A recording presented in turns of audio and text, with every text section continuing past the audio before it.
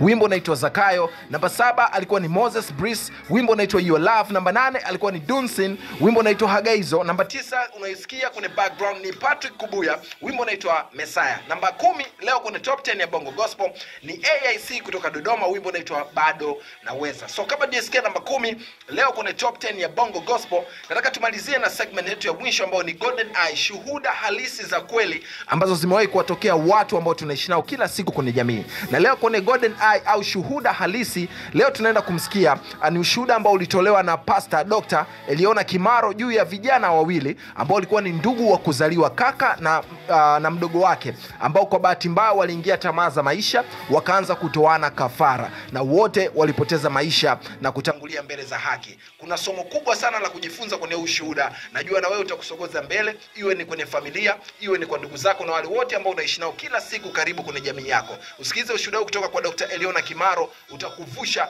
na kukusogeza mbele kwenye maisha yako kila siku. Anasema hakikisheni kwenye familia yenu yupo mtu ambaye anamjua Mungu wa kweli. Hapa ni Mtawa Radio, mimi naitwa Robin, hii ni top 10 ya Bongo Gospel, lakini right now tunaingia kwenye Golden Eye, shuhuda halisi. Ingia Instagram kwa shuhuda hii ambayo utaisikia, share na sisi ni kipi umejifunza na kipi ambapo tunatamani Mungu aweze kusikia kupitia shuhuda hizi. Enjoy. Nimwambia awepo mtu anayemjua Mungu.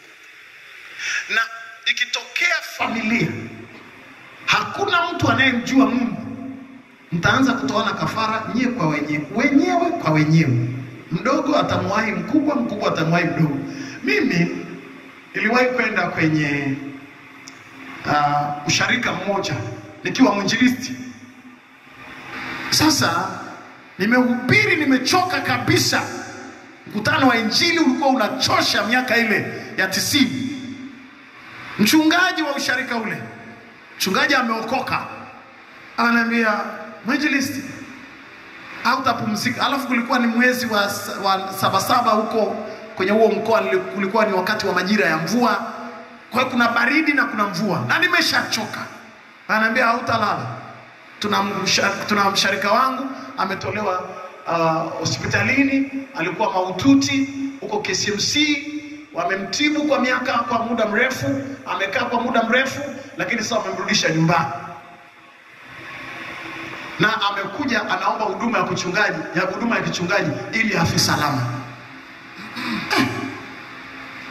Nikamwambia mchungaji, uone nasema wachungaji hawa jamani. Nikamwambia mchungaji, kwani hatuwezi kwenda? Akasema ni leo. Nikamwambia asante mchungaji. Tukavaa mabuti pale, tukaanza kutafuta huko kwenye mamigomba, tukaenda kwenye hiyo familia. Tulipofika, tumebeba na sakramenti ya meza ya Bwana. Tulipofika, mchungaji akajitambulisha. Sasa huyo mgonjwa yuko chumbani, sisi tumeshikia sebuleni, lakini akiongea hakuna siri ngoni, tunasikia. Ni wakubeba na machela na mtu wakubeba hayupo, lakini anaandaliwa ili tuingie chumbani. Akaambia mchungaji, bora umekuja, naona kama nakufa na nini.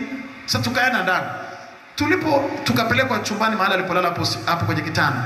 Amevimba, yani najiuliza ni binadamu gani kama pipa, yani amevimba hivi. Sasa lakini anaongea. Nikamuuliza. Sasa mchungaji akasema, tunashukuru Mungu, tuna mkutano wa injili unaendelea kwenye usharika. Mimi nilipoona alivyovimba hivi, amevimba kama pipa, nikasema niache, nitaanzia wapi? Lakini mchungaji kama alinisikia rohoni, akaniambia, akanitambulisha, kuna mwinjilisti ametoka Dar es Salaam, mhubiri wa injili, huu ni mkutano unaendelea, leo ni siku ya 5, siku ya 7, na atakuwa pamoja nasi. Nikasema alete baraka kwenye nyumba yako. Kabla mambo yote, kwanza karibu mgeni, karibu mwinjilisti, ongea. Naanzia wapi? Nikamtazama, nikamwambia samahani. Roho wa Mungu akaniambia nimuulize, kabla ya wewe kuugua hivi, ni kitu gani ambacho umekifanya ili tunapokuombea kuwe na impact, lakini pia unapopokea sakramenti ya meza ya Bwana moyo wako uwe umepata nafasi. Sema, mtoeni mke wangu nje na watoto. Tukawatoa nje ili atuambie. Miaka ya 90. Najua alituambia nini?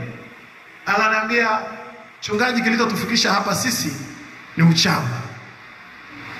Nikamwambia, kakuroga nani? Ananiambia, sijui, nimejiroga mwenyewe au tumerogana. Namuuliza, ama umerogana nini kimetokea? Akanambia, kaka yangu tumezaliwa wawili tu, kaka yangu alikuwa ananiroga sana. Kila amefunga miradi yangu, maisha yangu, nimefungwa kwenye mauchawi. Kila siku ninapata mateso.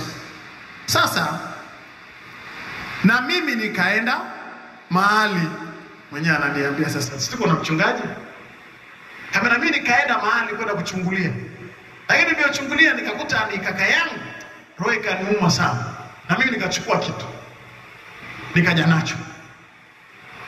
Lakini tulipofika tukaitisha kikao cha ukoo kwamba tuwapizane, mtu atakayeenda kinyume cha mwenzake basi tambiko na hapizo limpate. Ananiambia tu, unataka ujue nini kilitokea? Usikose wiki inayokuja kwenye Bongo Gospel ya Mtaa Radio. Enjoy the good show. Mimi naitwa Robin. Tulikuwa pamoja kutoka saa 2 kamili za asubuhi mpaka tunapoenda kuitafuta hivi sasa ni saa 4. Nikushukuru sana wewe ambaye ulikuwa pamoja na sisi tulipoanza show yetu. Leo nilikuwa na guest host Lisa, tulikuwa naye mahali hapa. Lisa, unaweza ukawaaga raia? Bye bye. See you next time. Thank you so much. So Jumamosi inayokuja tutamalizia ushuhuda huu. Nini kiliwatokea wandugu wawili baada ya kwenda kuwapizana nyumbani? Wanatakiwa kufanya nini? Enjoy. Hii ni Mtaa Radio. Sisi tupo hapa saa 24 siku 7 za wiki na vipindi bwelele vingi sana vinaendelea mahali hapa. Mungu akubariki sana.